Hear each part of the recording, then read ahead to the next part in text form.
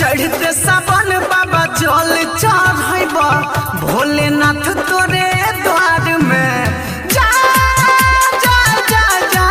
शिव।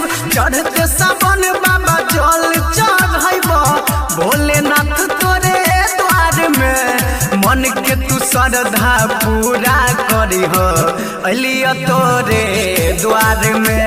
मन के तू श्रद्धा पूरा करी हो अलिया बाबा द्वार में।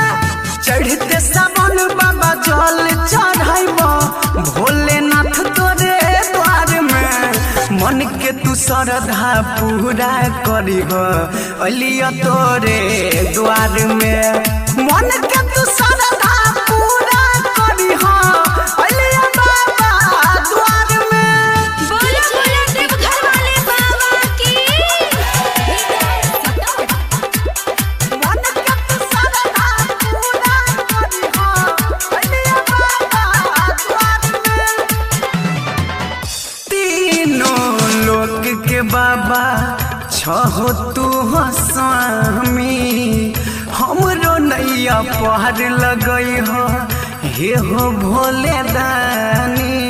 बोलो तीनों लोक के बाबा छहो अंतर्यामी हमरो नैया पार लगई हो हे हो भोले दानी। कलिया भरोसा तोरा बाबा दहो न उपचार हो। कलिया भरोसा तोरा बाबा दहो न उपचार हो। मन के तू श्रद्धा पूरा करी हो अलिया तोरे द्वार हो। मन के तू श्रद्धा पूरा करी हो अलिया बाबा द्वार हो। Chandan Aryan recording studio Bakaur spot. मन के तू श्रद्धा पूरा करी हो अलिया बाबा द्वार में।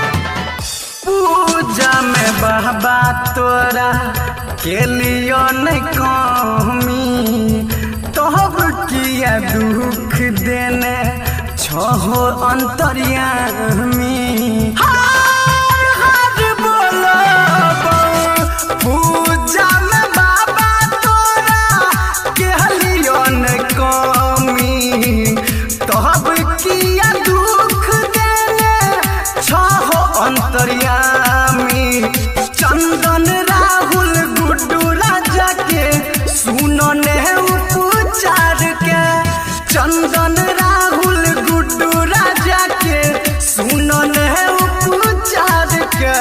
मन के तू श्रद्धा पूरा करी हो अलिया तोरे द्वार में। मन के तू श्रद्धा पूरा करी हो अलिया तोरे द्वार में। Chandan Aryan recording studio Bakaur spot.